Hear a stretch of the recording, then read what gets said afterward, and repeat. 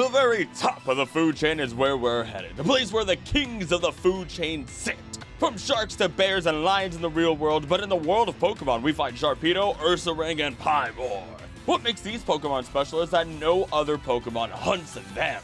We're not just talking about titans like Gyarados or Tyranitar, we're talking about every Pokemon like Kabutops and Feraligatr, who've climbed to the top of their food chain. So now, after I've barely survived nature's top hunting machines, I can now bring to you every apex predator from Kanto and Johto. Howdy there, I'm Acrylic, learning about the world through Pokemon. Apex predators are incredibly important Pokemon to any ecosystem. Honestly, apex predators in general. They are the upper limit. They are the ceiling for populations. They are the ones that sit at the top of the proverbial food chain, because that's not really the right thing you should say, technically food web, but we're not going to get into that right now. And they hold their throne very strongly, but here's the kicker. While Pokemon like Gyarados make this list as apex predators, that doesn't mean they don't have competition, or don't have Pokemon fighting back.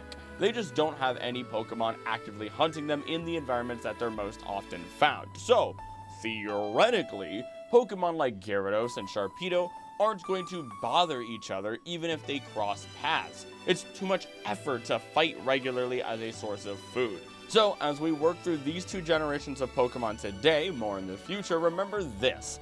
Typically, apex predators have no natural predators or enemies in their home environment. They are predators, meaning they are hunting other Pokemon, and if they're an apex predator in one region, it does not mean they'll be an apex predator in another. I'm looking at you, Corviknight. Tikatana's gonna mess you the f*** up. Can't go dropping a Persian in the middle of the ocean either, by the way. It will get eaten by a Sharpedo or something else. It also means when two apex predators accidentally meet, then things get nasty. But enough of the groundwork. We'll get plenty of real-life ties to animals as we go along, so let's get started.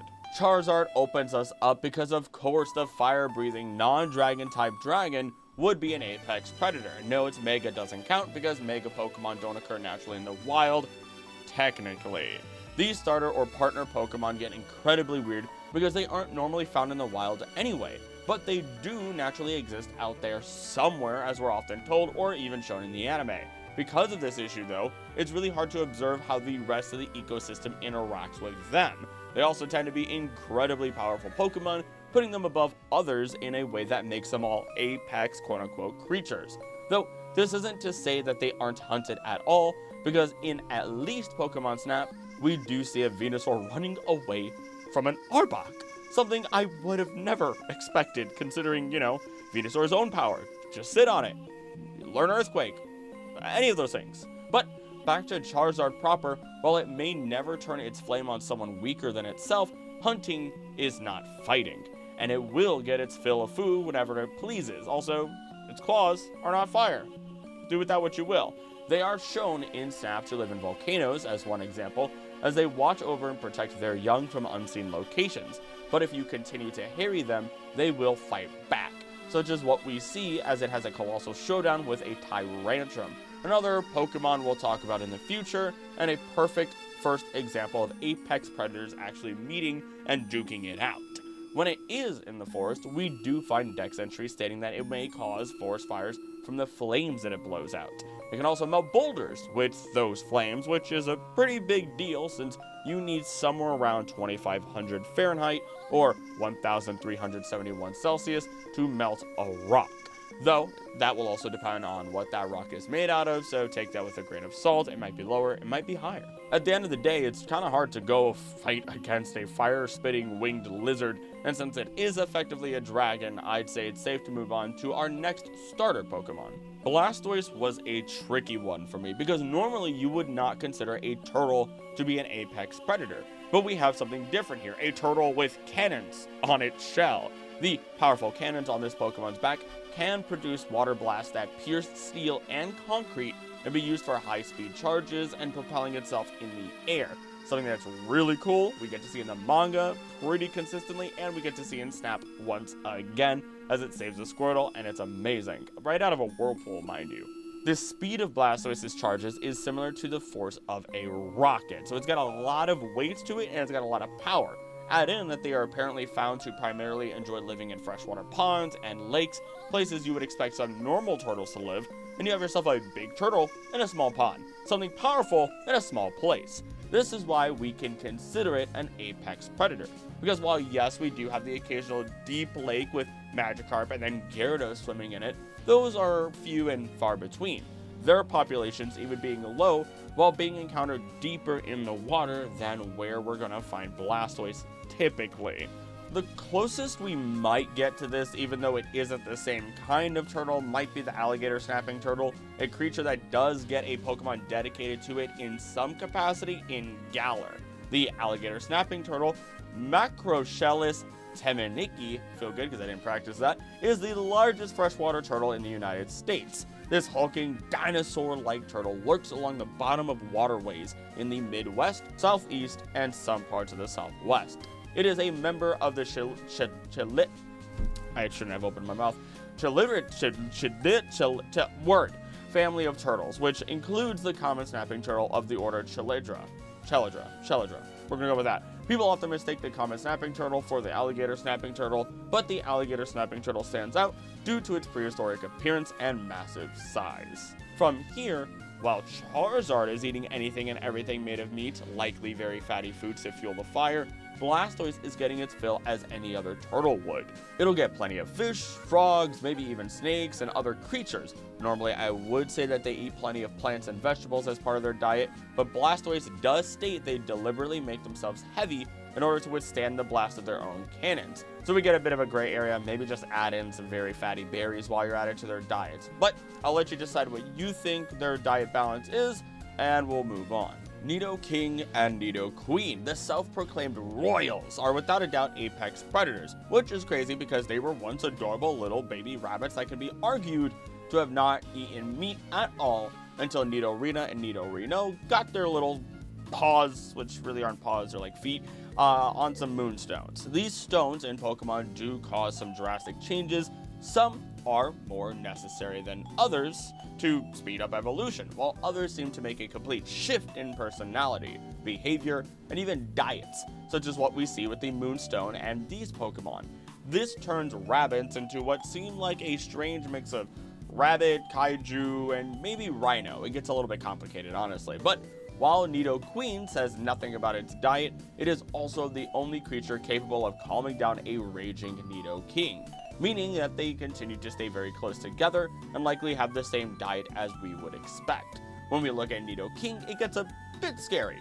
Nidoking's thick tail packs enormously destructive power. With one swing, it could topple a metal transmission tower. It has a rock-hard hide, a physically powerful envenomed horn that can pierce a diamond, and will break the bones of its prey or snap their spine with ease, according to multiple direct Pokedex entries.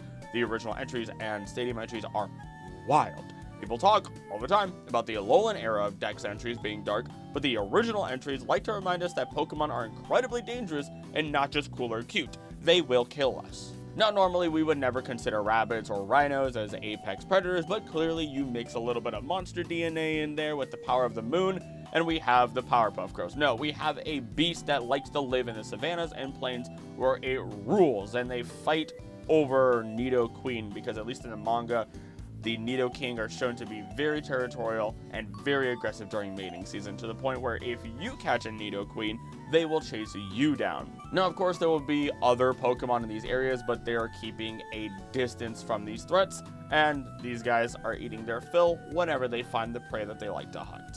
It's big cat time, because let me tell you, big cats in the wild tend to be apex predators for a good reason. Even when they aren't technically apex predators, other animals will not even bother messing with them for risk of great injury or wasted energy. But for now, we have Persian. Now, Persian is a bit odd, but the most realistic comparison we have to it would be a mountain lion, otherwise known as a cougar. And no, not in that way. I'm specifically talking about Cantonian Persian, because despite saying they normally live in towns and cities, we can find them in a number of locations in the wild, primarily in Fire Red and Leaf Green. Even if we were to look at a Alolan Persian, or the coolest of them all in my personal opinion, Berserker, all of these Pokemon and their respective Meowth are typically seen as pets. Despite this, they still take on characteristics of large wild cats. Now, by comparison, mountain lions go by many different names: puma, panther, catamount, so on and so forth. From the Mountain Lion Foundation, I actually have the following information. And, as always, remember that wild Persian are going to be built the same way, if not even more dangerously and impressively as we talk about these cougars. Mountain lions are obligate carnivores, meaning they only eat meat. As such, they have large canines and sharp, specialized carnassial teeth, molars, for shearing and tearing flesh. Mountain lions also have retractable claws, which they use to climb trees and capture prey. That is something that I will never get over. The fact that when you look at a cougar, you look at a mountain lion, whatever, the fact that they just jump into the tree. Always remember, when you're walking through a forest, if you're walking through areas where there's cougars, look around and always look up, because it could just be above you waiting to pounce. But their preferred prey are deer and elk, and they have co-evolved with deer and elk as their primary prey. What does that mean? That effectively means as elk and deer have changed over the years, they have also changed in order to be able to continue to hunt them. Now, mountain lions have extraordinary vision. They have round or oval pupils, which allows them to open as wide as possible at night, but also almost completely in bright light, which protects light-sensitive cells. Although there is little research on mountain lion hearing, it is known that domestic cats have very acute hearing and can detect prey using both sight and sound. They can hear frequencies in their ultrasonic range and are able to move their rounded ears together or independently to isolate sounds. It is also believed that an enlarged auditory bullae, the portion of the skull surrounding the middle ear, may enhance a cat's sensitivity to certain sounds. They are not only keystone species, but they are also umbrella species, being creatures that have large habitats or other requirements whose conservation results in many other species being conserved at the ecosystem or landscape level. And the final piece that really ties and changes how Persian exists is that both Persian and mountain lions are hunted for trophies, an illegal and cruel practice that drives populations down in certain areas. Persian is specifically hunted for the jewel it has in its head, and if not, then it is sought after by rich individuals for their look and elegance, which Giovanni literally has a Persian with him day one in the anime. This is what ultimately results in their kind being brought to Alola, then adapting into their Alolan counterpart because their less positive qualities are fed into, their greed, for example, before the monarchy fell, and then they went feral as they were released onto the lands, which is an incredibly different conversation to have a different day. While in Alola, though, this variant does have new regulations, much like what we see regarding our cougars. Due to its distinctive fame, Alolan Persian is well protected and cared for by the Alola region. Notably, strict inspections are required before tourists are granted permission to take one Alolan Persian to their home region, which I think that actually relates to a number of different cats. I know the Sphinx cat is one in particular where they have to do heavy background checks because people often, it's really sad, will buy the cat, then sell it to somebody else, and that rehoming process, that constant rehoming, causes a lot of issues for that animal, and more often than not, they just want the animal for clout because they have the money to do it. And you might ask, does any of this extend to Berserker? No. That lovely Berserker of power is yet again another different story. They're living their best lives on sea. Though I will give you one other terrifying idea, and it's that since Persian does relate to these mountain lions and the cougars, they often make a sound, a scream even, that you may have heard of, that sounds like a woman screaming in the middle of the woods. If you hear that, odds are you should probably just turn around and run away, even if you think it might be a person, if and only if there are cougars in that area, because otherwise you're going to be the one in trouble instead. Arcanine is one of the greatest apex predators of the OG Pokemon, and its Hisuian one would be even more of an apex predator if you could believe it. After all, its lineage comes from one of the first noble Pokemon. Arcanine is capable of running 6,200 miles in 24 hours with a speed and grace reminiscent of flight. It has long been admired for its beauty and speed, and anyone who hears it bark will grovel before it. To put that into perspective, that speed, 6,200 miles in 24 hours would be 258.3 repeating miles per hour, or 415.74 kilometers an hour. That is fast. The source of its power is a flame blazing wildly inside its body. Now, let's trace this big dog back to its origins, leading us to its Hisuian form that allows us to make a connection that transcends normal animals and leads us into culture. For now, as it was originally a rock-fire type according to history, the volcanic environment allowing pyroclastic material to infuse with its fur, granting better insulation in the colder times of Hisui. Hisuian Arcanine uses its fangs while engulfed in flames to snap at foes. Probably cooks and eats at the same time, huh? Despite how deceivingly bulky it is, it moves around nimbly like a dancer. This allows it to lead opponents in a merry chase while avoiding them at the same time. This allows us then to connect it to not only the Komainu, mythical lion-like guardian statues, but even further back.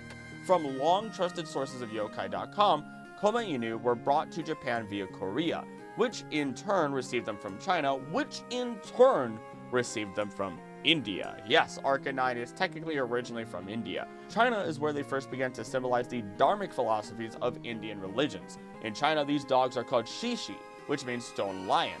This name is often used in Japan as well, though it only refers to the one with its mouth open. The other one, and the two of them collectively, are always referred to as Komainu.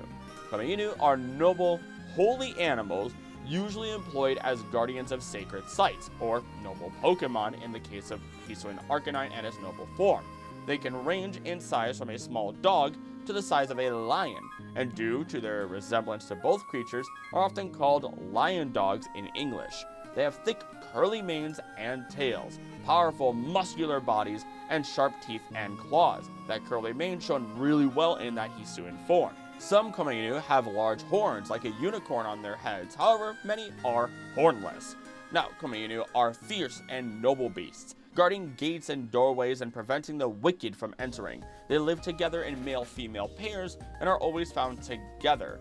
In their pairs, the female usually guards those living inside, while the male guards the structure itself. That makes me wonder what the two Growlithe that we meet at the Cobalt Coastlands are, because only one of them transforms into the full Hisuian Arcanine and takes up the noble position, and it is a much larger Pokemon than others are, so I wonder if one of them is male and one of them is female. I don't know how to check the files on that. One of you should let me know. Now, Komainu are a ubiquitous symbol at holy sites in Japan. Stone Komainu statues are almost always found at the entrance to Shinto shrines, often with more inside the shrine guarding the important buildings. The pairs are usually carved in two poses, one with their mouth open in a roaring position, and one with the mouth closed. Symbolically, these creatures represent yin and yang, or death and life. The open-mouthed Komainu represents the sound ah, while the closed-mouthed Komainu represents the sound un. And if you've heard me talk about Urshifu, this sounds probably incredibly familiar because it is the same general concept.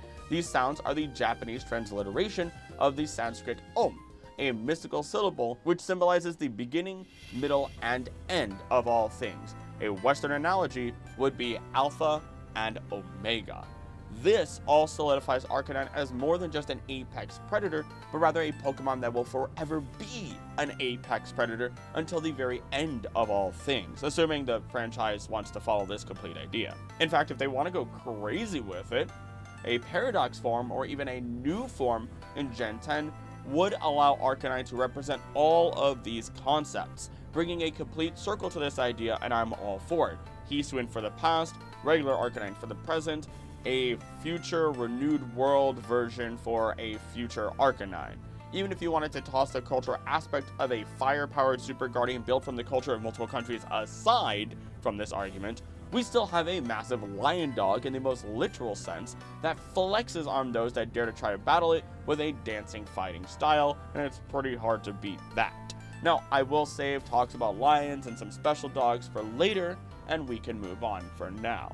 Gyarados is a no-duh in terms of being an apex predator, a massive, raging, deep-sea dwelling serpent capable of completely shaping the environment, laying waste to entire towns, and still having enough power to make a heart skip a beat anytime you see one in a difficult battle within the games. It's such a highly regarded and powerful apex predator that it is even called the deity of destruction in Alola, since it burns everything to ash with its hyper beams. Now, normally, people love to sit down and say humans are at the top of the food chain, meaning we're above Gyarados, that we're apex predators, and as much as I want to say that's wrong, it gets complicated. So of course, if humans were plopped into the wild and had nothing to their name but the skin on their back, there are a number of animals that will not hunt us and will leave us alone unless they are desperate or just really hungry. They don't really fit into their macros, you know? If we never advanced as far as we did, there's still a chance that many creatures would just steer clear away from us, but that doesn't mean we're above them on the food chain. Let me make one more comparison on this little tangent so we can understand Gyarados and our relation to apex predators better. A classic on this channel, the bobcat and the bear.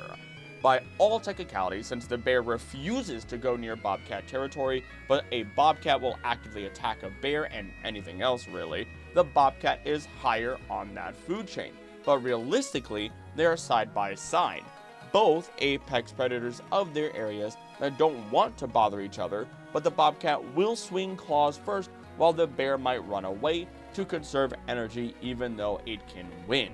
This is the relationship between humans and many other animals, but Gyarados is the perfect example of humans are part of our ecosystem. They are part of our food web, and you will be reminded that you are below me at every single turn as I eat you. This isn't to say every Gyarados is going to thrash and hyper beam everything to oblivion, but if you decide to test their waters, they will plant a failing grade on your life and send you through the shredder in an instant. This also helps us explain why it, Sharpedo, Kingdra, and a couple of other Pokemon can all be apex predators despite being in the same greater ecosystem. They all have their spaces, their territories they like to live in most, and as long as nobody messes with anybody else, there won't be any problems. But does it stay that way? Of course not. Kabutops gets into a technical gray area because based on everything we can pull from it, Kabutops is absolutely inspired by one of the greatest apex predators of the water back in super ancient times, the sea scorpion.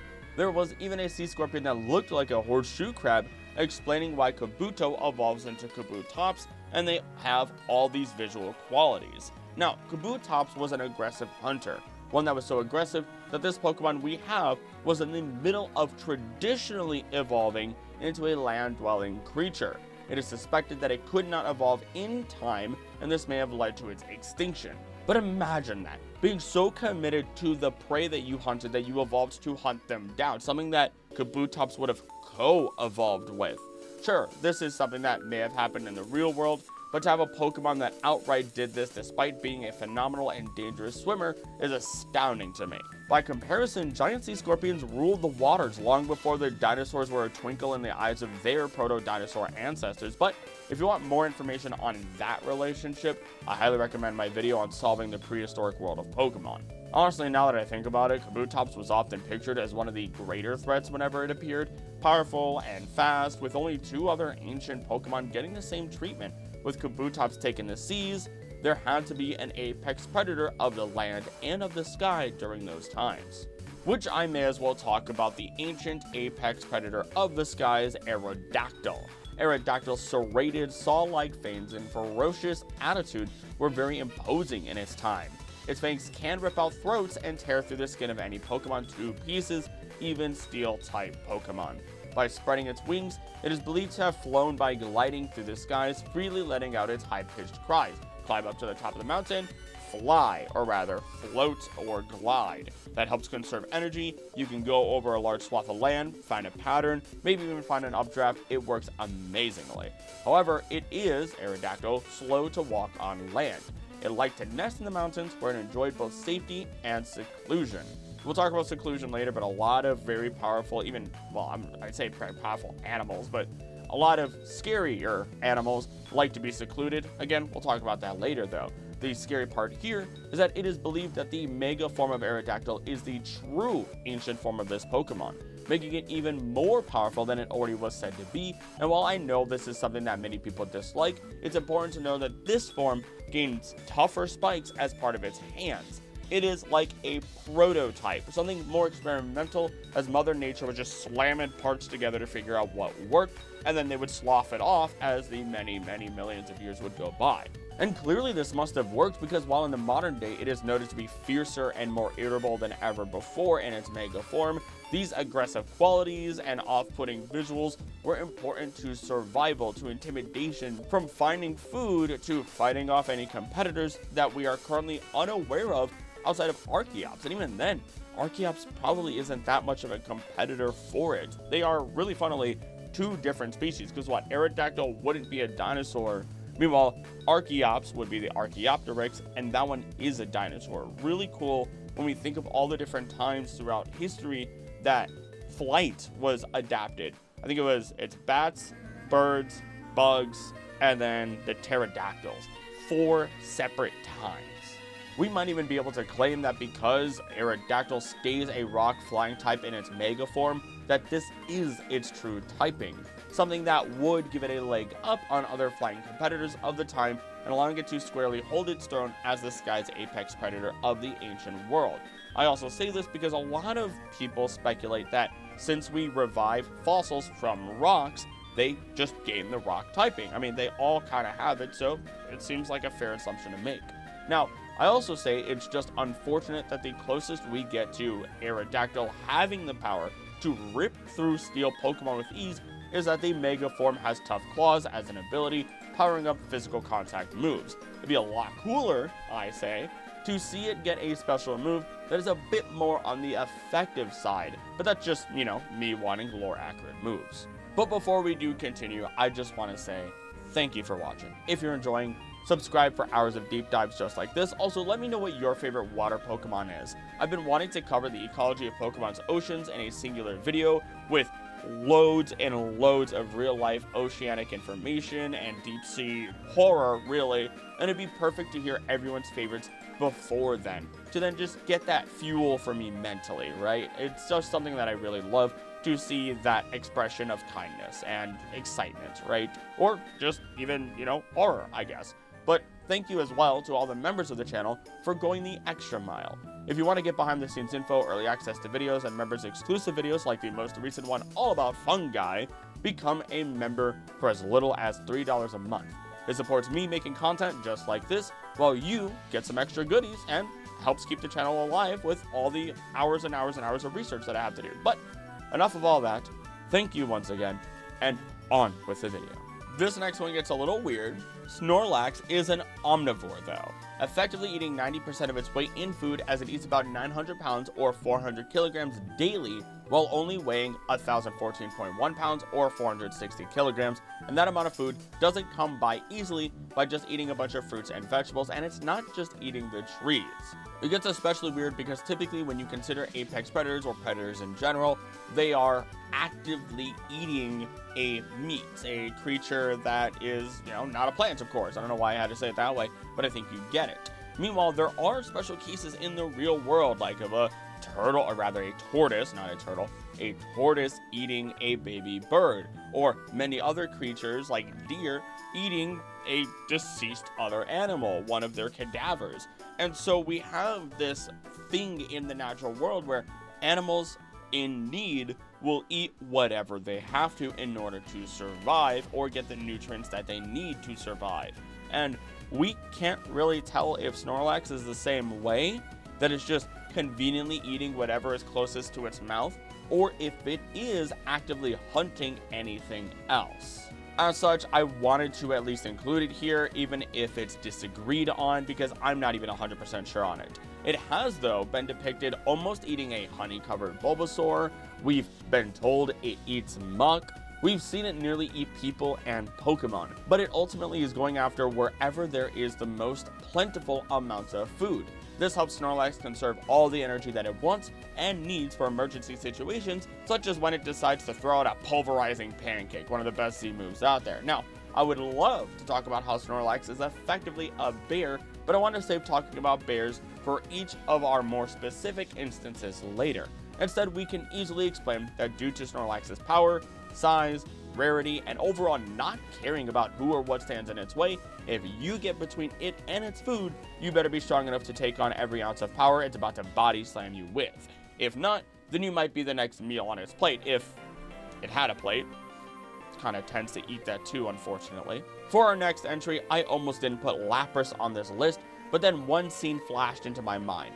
The one in Pokemon Snap where a Sharpedo was chasing Squirtle only to come face to face with Lapras. As they stared at each other for a few moments, the Lapras hardly even made a noise, and the Sharpedo realized it should turn tail, if it had one, and find a new food to hunt down. This was a lost cause. Lapras' dex entries only state that it hunts other fish, but as its populations were restored, we then see fish populations dropping drastically and endangered as Lapras stays steady, meaning that it doesn't have any natural predators to even them out and prevent this from happening. Unfortunately, despite this grandstanding in the modern day, the major inspiration of Lapras, the Plesiosaur, did not necessarily hold the same position in life. Instead, this ancient creature with a terrifying appearance was likely hunted by its cousin, the Pliosaur, alongside mosasaurs and giant sharks, each of them being more apex predators of their era. This might though explain why Lapras is an apex in the modern day.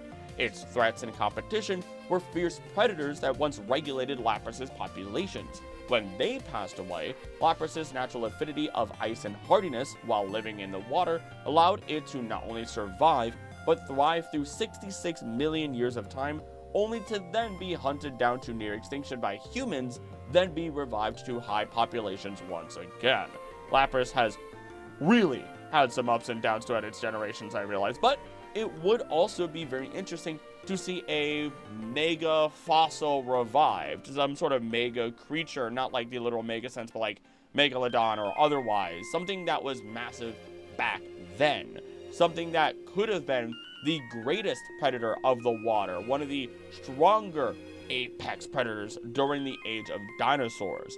More fossils in general would be a big plus in my opinion, but let them just be uncovered from some sort of subterranean or deep sea pocket now opened up due to world events like Pokopia. Then they won't be restricted by that rock typing potentially. We aren't reviving fossils, they just never died. They've just been waiting for their chance to come back. And then maybe we'll see a lowering of the Lapras population that will then steady out. It hit its low, it hit its super high, and now with a proper predator to regulate it, it evens out, but then we gotta worry about, like a mosasaur, which is kind of terrifying. Just a few thoughts and ideas before we move on. Once again, Pokemon flips the script and decides that seahorses, a creature otherwise lower on the food chain, being another top dog in the form of Kingdra, is their best interest. Really helps when your genetics unlock and you become a dragon. Kinda hard to beat the majority of dragons when they're fully evolved. Kingdra can yawn to create undercurrents that destroy small ships, create large whirlpools and waterspouts whenever it wants, and whenever it wakes up, it could just cause a tornado to appear. It is a minor embodiment of storms and nature. Now, since Pokemon can retain traits and behaviors from their previous forms, and Scizor will swallow their prey whole, and since this is a 5'11" or 1.8 meter tall creature, head to tail, I'm afraid that there's a decent chance it might be able to swallow some decently sized Pokemon whole, and maybe even humans.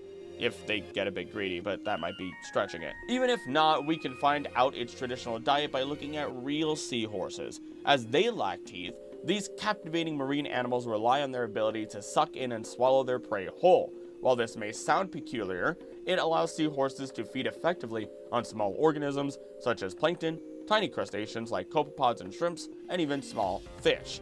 Seahorses' feeding habits can vary depending on their age and environment, with adult seahorses eating around 30 to 50 times per day, and baby seahorses consuming a staggering 3,000 pieces of food daily. I want 3,000 pieces of food. I want to be able to eat so much more all the time. It's just satisfying. But thank you, American Oceans, for that information. It at least shows us that Kingdra's diet and method of eating isn't really different from normal seahorses. It's just bigger and more powerful. And this ties perfectly into our next Pokemon because Dragonite is the only Pokemon we know of that actively fights but does not hunt Kingdra. Their beef is more than just on sight. It turns out that Go in the anime was able to play the sound of a Kingdra's cry, and Dragonite arrived, which is absolutely wild. This is the type of beef I'd expect from Kyogre and Groudon. Though the reason behind this is because while Kingdra endangers a lot of life on or in the water, Dragonite is known to be a protective savior of people and Pokemon in need. Despite its bulky build, Dragonite is capable of flying faster than the speed of sound, being able to circle the globe in 16 hours. In addition, it has the ability to affect the weather itself. I assume that then lets it counter the storms that Kingdra causes when hunting. Once again, putting its speed into perspective, the world of Pokemon is about the same size as ours, I assume, making it 24,901 miles all the way around the equator, making Dragonite able to travel at roughly 1,556 miles per hour or 2,504 kilometers an hour. Wild speeds. But despite all this glory, I hate to break it to you, but Dragonite can't be such a rotund but powerful and energetic Pokemon without eating its own fill of food. Since it's noted to be altruistic, protecting and saving drowning individuals, it's likely eating tons of fatty fish out of the water instead. Plus, they seem to really like to lounge around and chill whenever they're not doing a job like delivering mail, so that's a lot of energy being conserved right there, allowing it to build it up in those fatty deposits. Dragonite's just a peak form. I don't know what you want me to say. On to Johto proper with Feraligatr, a Pokemon that becomes far more terrifying the more we realize it's just a super-powered alligator, like a really super-powered alligator with extra steroids. Feraligatr opens its powerful jaws to intimidate its foes and viciously shakes its head once it clamps down on foes or prey. Because it has difficulty supporting its weight out of the water, it has been known to move on all fours. However, when hunting or fighting, it is agile and fast due to its powerful hind legs. I've said this in a previous video, that I genuinely wish we saw it on all fours more often, because nothing is more intimidating when a creature on all fours stands up to attack you. It just screams power. Now, alligators have been apex predators for millions of years, tens of millions of years, technically hundreds of millions of years, depends on which eras you're looking at. It's currently accepted that their ancestors were even set up to rule the world if it weren't for a mass extinction event that favored the dinosaurs and allowed them to quote-unquote rule the world for a while themselves instead, and again, allowed them to take up that mantle. Otherwise, alligators became a perfect species forever ago and have hardly changed since. Hence why we have Crocodile looking like a caveman to match those more ancient origins. And just to drive things home, here's some gator info from the National Park Service that'll solidify Feraligatr's place in the world. Alligators are some of the most famous reptiles that can be found in Big Thicket. They are apex predators that are primarily found in freshwater cypress swamps and marshes. American alligators are found in the southeastern United States and live near water sources. Alligators will eat whatever animals they can get, which includes everything from fish to mammals. They will even eat pets if they get too close. Alligators will sometimes congregate in groups, basking or swimming together. Females raise their young alone, protecting them for the first few years of their life from predators. Young alligators can be eaten by other alligators or by smaller carnivores such as otters or bobcats. The bobcats, they always come back. Now, alligators are currently considered not threatened or endangered, but they are vulnerable to rising temperatures due to climate change because the temperature alligator eggs are incubated at determines if they will be male or female. Makes me wonder, because we have for alligator, we have our Fuecoco line. I don't know what the crocodile gender ratio is, when I know these guys are what, like a 75 male, 25% female ratio. I wonder if that's one of the reasons why they've chosen like alligator or crocodile starters, because of like warming temperatures and the changes on how that affects whether they're male or female, which I don't know off the top of my head if higher temperatures just mean more female, I want to say, but I would double check that. Actually, I'm wrong. I don't know why I told you to check it. I'm checking it myself. Turns out higher temperatures mean that you'll get more male alligators. So, as the Pokemon world has been warming up through its own global warming events, which, yes, I could make an entire video on that. We'll see if I do. It makes sense as to why we see so many more male, like Fuecoco or Feraligatr or whatever the heck you want to say, rather than the female, which ties really easily into their starters being more male than female in terms of percent. So that's really cool. Alligators also do not have a high tolerance for salt water, so sea level rise and saltwater intrusion could compromise their habitat. Also, as it turns out, there is some evidence that alligators will occasionally eat fruit. Scientists have studied the stomach contents of deceased alligators and found surprising amounts of fruit and vegetation, and think it likely that some of it was consumed intentionally. Now I'm just kind of imagining Feraligatr with one of those big juicy mangoes and its face is just a mess, just juices dripping from it as it casually and slowly eats it in front of something like a Minccino who is horrified at the sight of it. And of course, who would I be without talking about one of the greatest natural adaptations of all time that Feraligatr does use, the death roll. Feraligatr fiercely chomping onto its prey and rolling while on all fours, breaking the bones of its prey in a savage manner before dragging it into the water, drowning it if somehow it lived. This lets it waste no time in swallowing its prey and moving on so it can bask in the sun some more. And just in case, you think that that's not quite in the games, its Heart Gold entry along others are a reference to this. When it bites with its massive and powerful jaws, it shakes its head and savagely tears its victim up. So maybe it's not doing a full death roll, but that's definitely got to be a reference to it.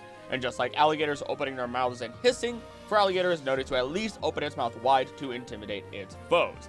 And just in case earlier you thought you could somehow outrun it, regular alligators can reach 11 miles per hour or 17.7 kilometers an hour for roughly 100 feet as a short burst.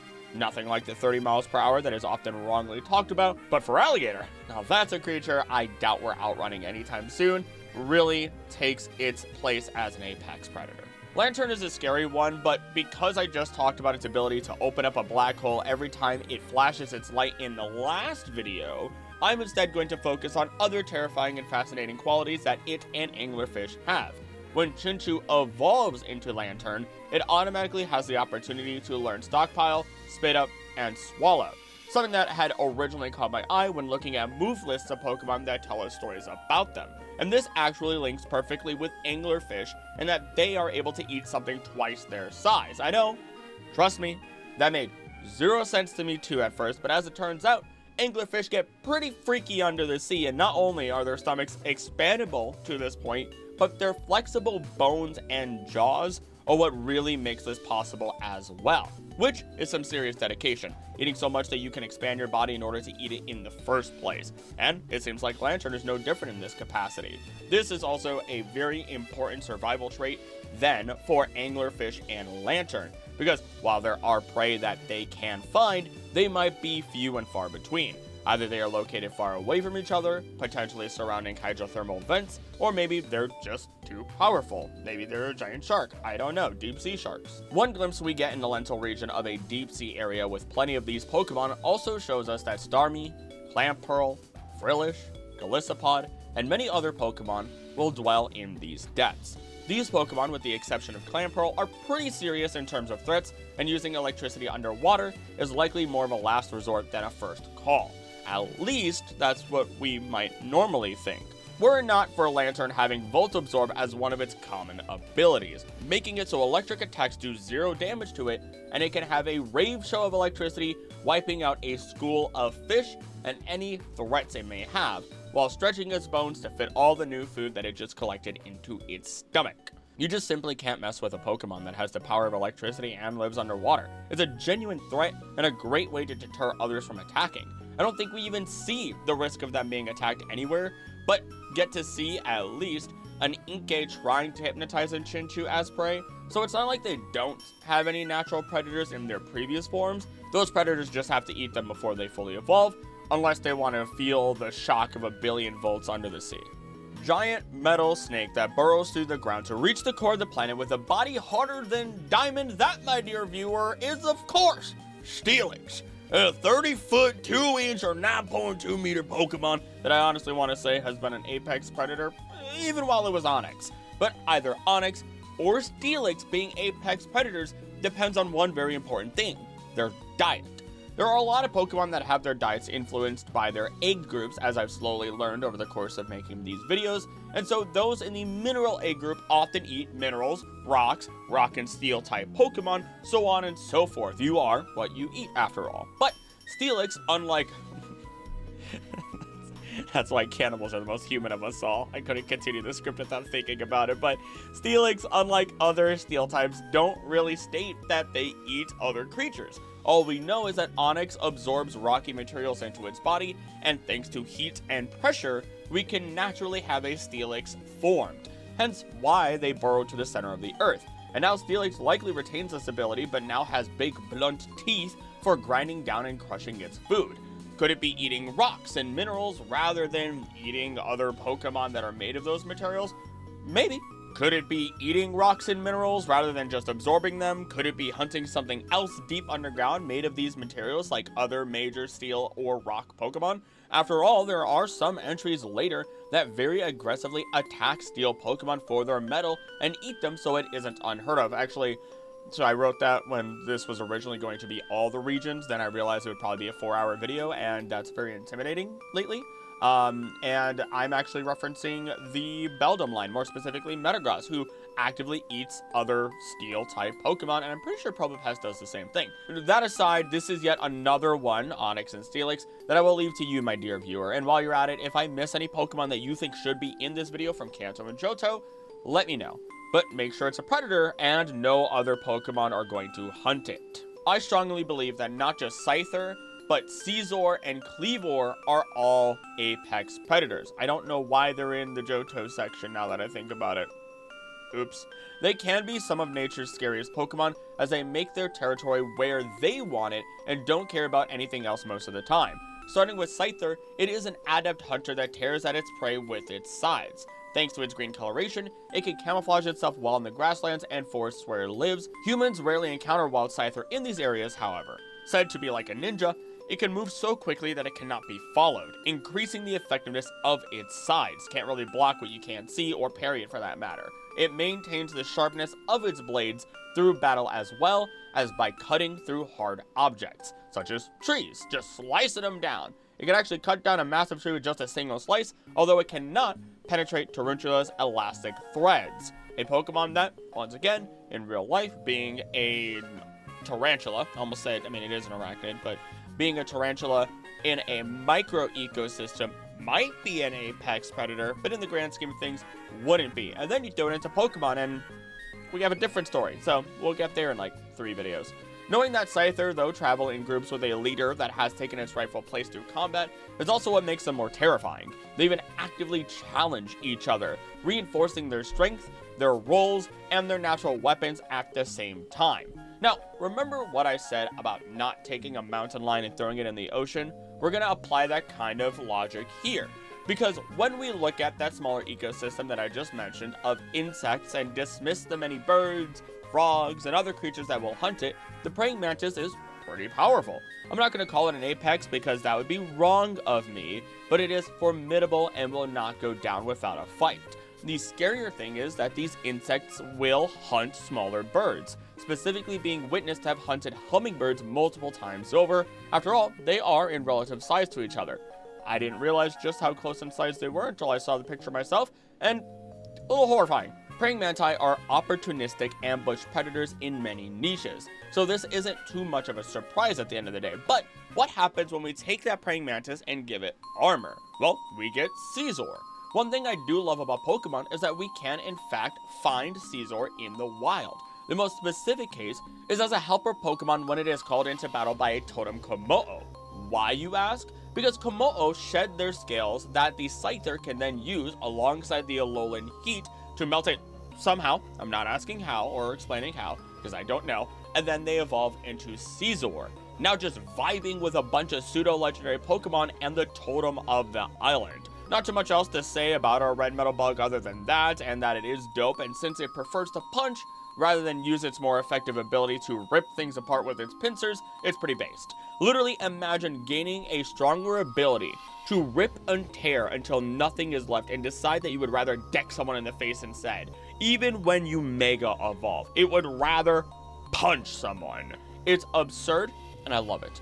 Thank you, boxing glove praying mantis with false eyes on your hands. Glazing aside, we still have Kleavor, which I may as well talk about here because it, like many very dangerous Pokemon and animals, likes to isolate.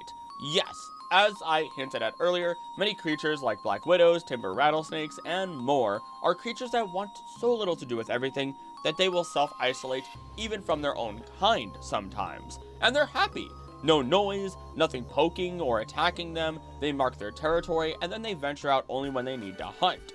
Kleavor specifically will chop down or carve trees with their massive axes in order to mark their territory, making it incredibly obvious that you should not be venturing any further unless you want to be put on the chopping block next. And they're all effectively praying mantis in their own way, so we can move on. We're back to bears with Ursaring and Ursaluna, if you consider me briefly talking or mentioning them when we were talking about Snorlax as bear talk. Now, in terms of how we view these Pokemon and their niche, it gets a little interesting. Sure, they're superpowered grizzly bears and we can leave it there, but there's something a little extra special here. Ursaring lives in mountainous forests, sleeping in treetops and gathering food throughout the day. While it is skilled at climbing trees, it gathers food by snapping them and collecting whatever berries or fruits fall down.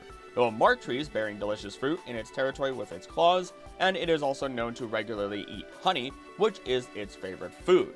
Ursaring's sense of smell can distinguish any aroma, and as such, it can find food buried deep underground or in streams. It will also search for food during the winter season.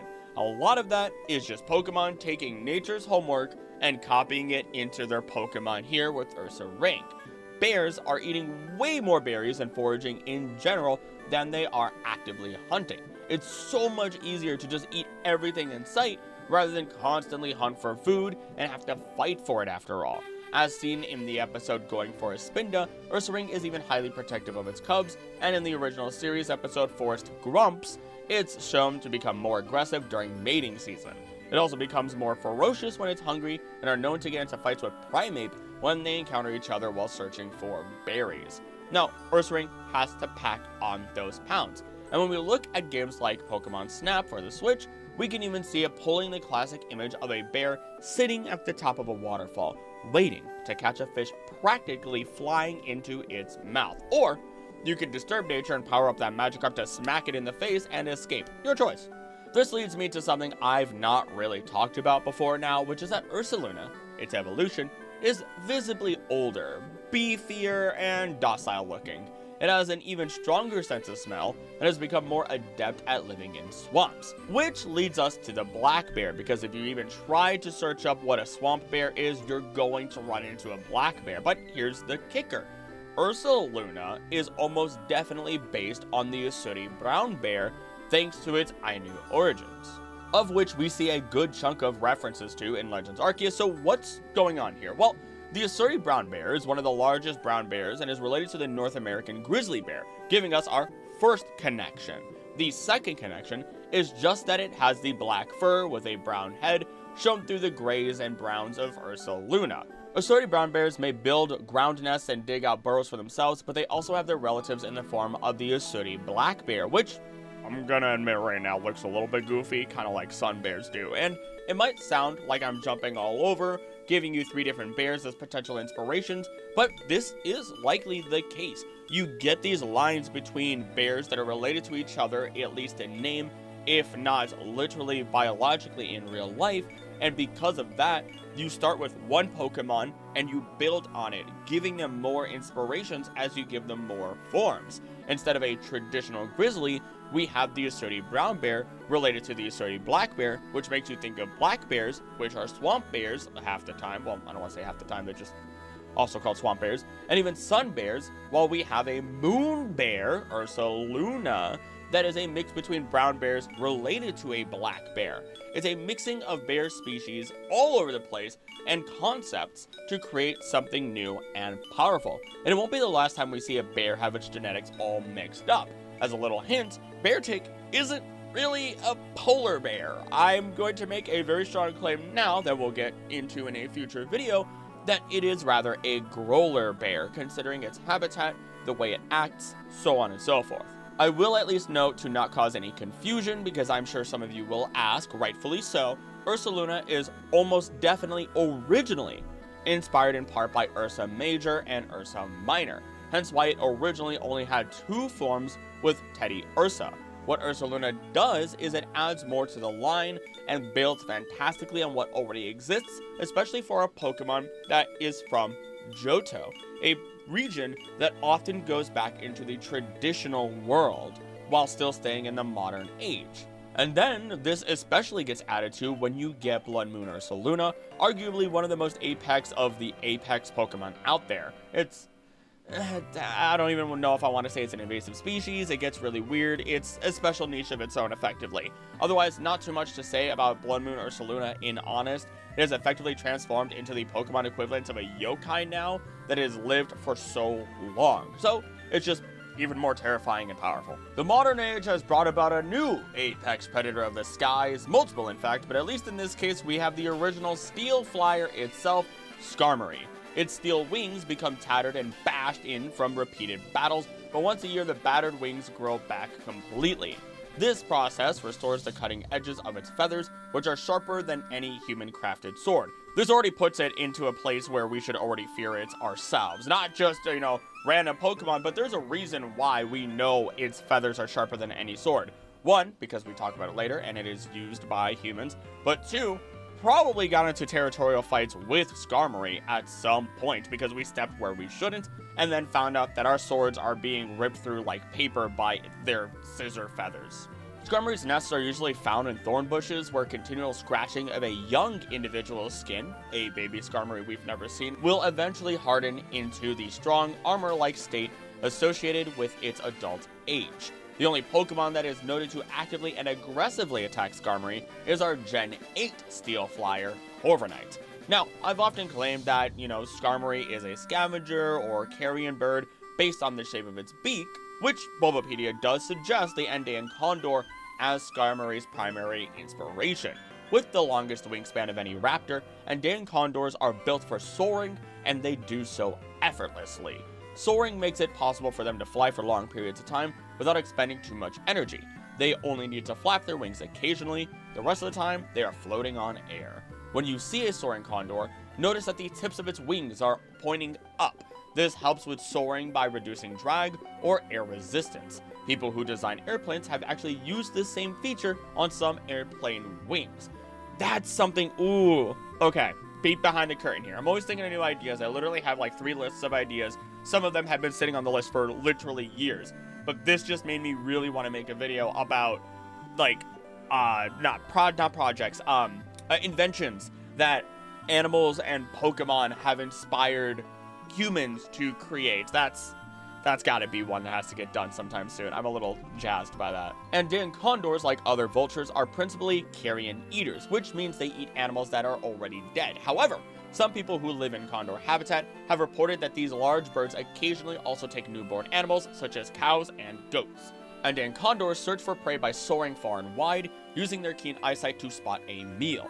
They are also attracted to large congregations of other raptors or scavengers, as this usually means that there is a feast to be had somewhere nearby.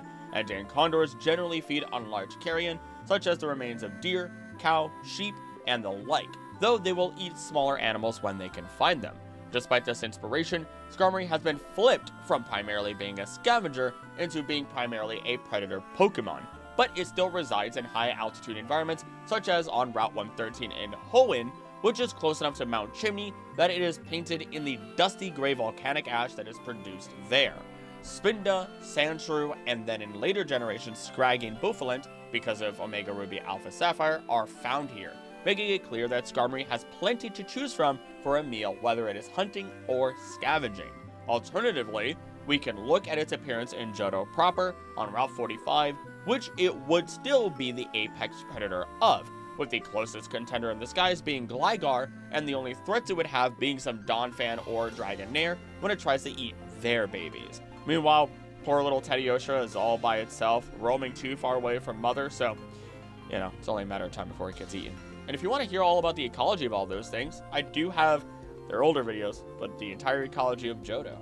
Not many dogs make it on this list. In fact, there's only one other technical dog in my entire list, but here we have Houndoom the Doberman. Now, dogs technically are not apex predators. Dogs. I'm not talking about wolves here. Especially when you're looking at a teacup poodle. I mean, it'll probably get crushed by a bag of bread, right? But when you look at a massive, powerful dog, or again, at least in this case, a fire-breathing Doberman that causes burns that are mixed with poison, bringing about not only a foul odor, but also burns that will never heal, then we get a different story going on. I wanted to try and link this to regular sulfur, considering Houndoom is supposed to be a hellhound, especially as its directly translated name is Helgar. But as it turns out, sulfur has a lot of antimicrobial, anti-acne, medicinal, in general uses. But when we get into sulfur gas, it's a bit of a different story, of course. I couldn't find anything regarding it preventing the closure of wounds, but the foul odor would match up really well and fit nicely with all the hell aesthetic that this Pokemon has a lot of going on. To continue with Houndoom proper, after finishing off its prey, Houndoom divides it evenly among its pack. Houndoom appears near rough terrain areas, its howling induces shivering in other Pokemon, and often sends them scurrying back to their nests. In the past, people thought Houndoom's howl came from the Grim Reaper, meaning that not just the Pokemon, but humanity was afraid of it and are staying clear from it, otherwise it'll show us what a real apex predator looks like. And it only gets worse when we realize that Houndoom form packs to hunt their prey, are noted to be incredibly intelligent, and are caring towards each other, communicate incredibly well, and declare territory over an entire area with their howls. Again, creatures that want you to stay away, and if you come into their territory, they will rip you apart. Otherwise, just pray you never run into one when they are hunting. Then, to just tie a nice little terrifying bow on how much they enjoy being at the top of the food chain, they are said to even dream of hunting with their pack while they sleep. Now I realize I didn't really pull much up on the Doberman itself, but just on a quick search, looking at a number of different sources, I'm effectively seeing that, of course, there's no such thing as a wild Doberman, which I figured in the first place. Again, you kind of get this fully domesticated aspect of it, and while other dogs were pulled from the wild in their own way, coming from ancestors that would have lived in the wild, again, digging into wolves or the like, then we have the Doberman, who is a fully domesticated breed developed in the late 19th century in Germany, and they lack an undercoat, have low belly or body fat, and are highly sensitive to the elements, making them unable to survive alone in the wilderness, which, again, then you start getting into the idea of a feral Pokemon or a feral animal, where their bodies do adapt, they do change, their behaviors change, and they end up being way more aggressive.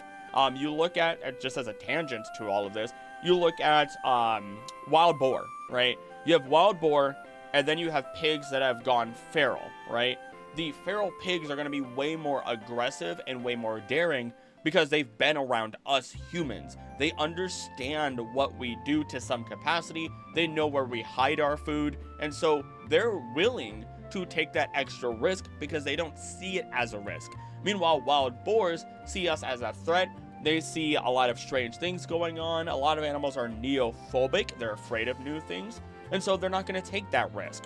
And that's what makes feral animals so much scarier from time to time. And it's a question mark if they're going to survive long term. And if they do, what does that do to the environment? Are they effectively an invasive species?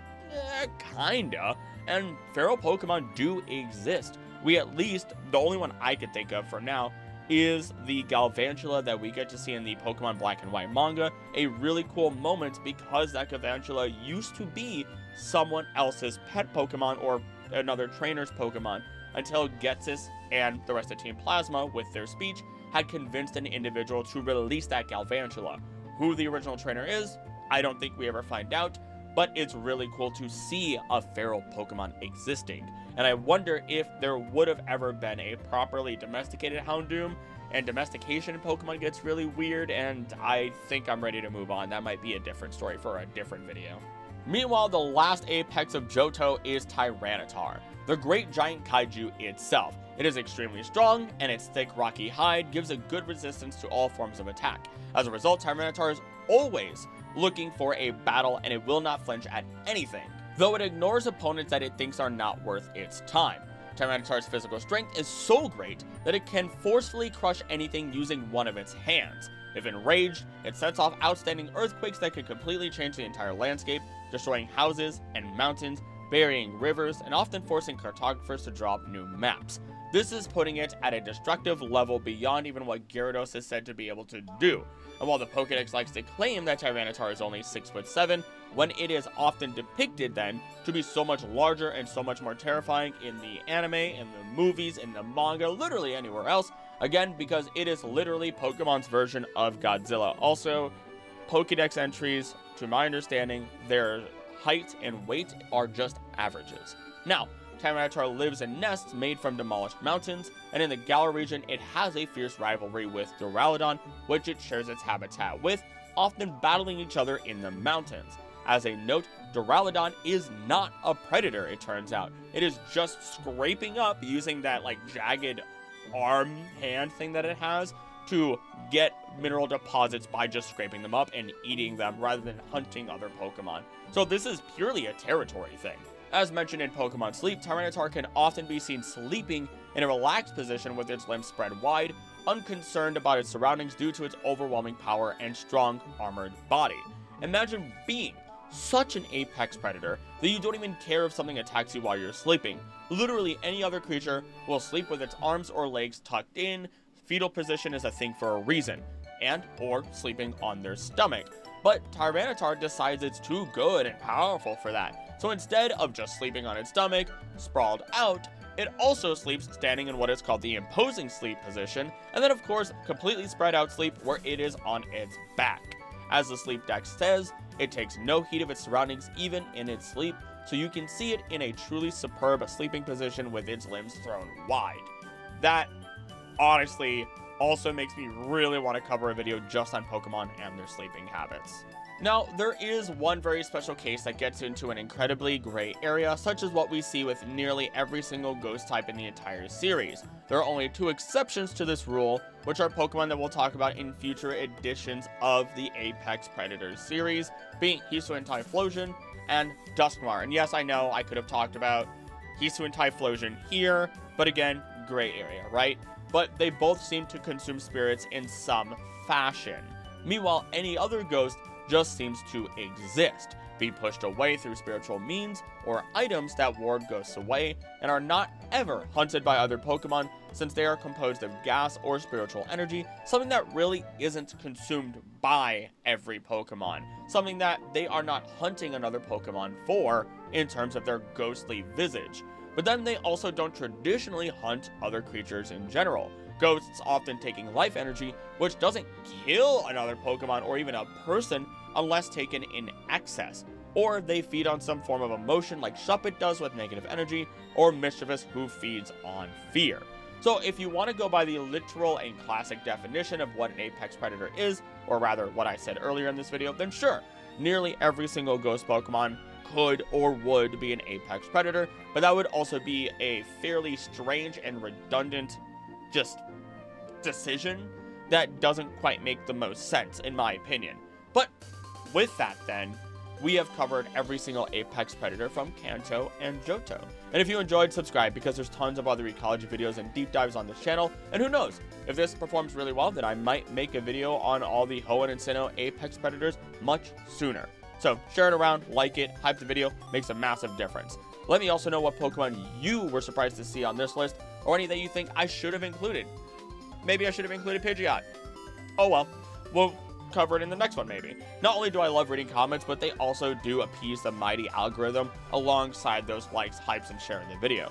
I also want to thank members of the channel for their extra support. It goes a long way, and if you want early access to videos, behind the scenes info, and members exclusive videos, become a member for as little as $3 a month and get your extra goodies while supporting all these deep dives. Lastly, one of my favorite comments from last week was from two different people who gave me deeper history dives on when Galar's famine could have happened. One from Damak and one from extraterrestrial Lurka. And they state the following. I think the cold period in famine in Galar could be likened to several real-life events. The year without summer, for example, which was caused by extreme volcanic activity in Indonesia happening in 1816, which severely affected the United Kingdom and caused food riots. There was also a regional cooling period called the Little Ice Age, which was located in the North Atlantic, especially UK, caused by heightened volcanic activity. Cyclical lows in solar radiation and variations in orbital tilt, the latter two aspects would also result in cooler climate today. It's doubling on my words. If it wasn't for industrialization, which we do see in Galar. Fun fact, they used to have events called Rover Thames Frost Fairs, in which the River Thames was frozen so solidly that you could hold markets on top of it. These events were only possible during the Little Ice Age period during the 17th to the early 19th century. I didn't know any of that at all. So, like, when I say leave a comment, sometimes it's comments like this. Sometimes it's just a goofy joke. I love them all. But this was dope to have been given this information and then to share it back with you guys, to then give it back to the audience. And if you want to hear about the Galar famine tragedy within the world of Pokemon and another tragedy from each of the other 8 regions that had occurred and I have proof of, check out that video right after this one. But that is all for today, and as always, don't do anything I would do, don't do anything I wouldn't do. Please be nice to each other. I love you, and I will see you next time.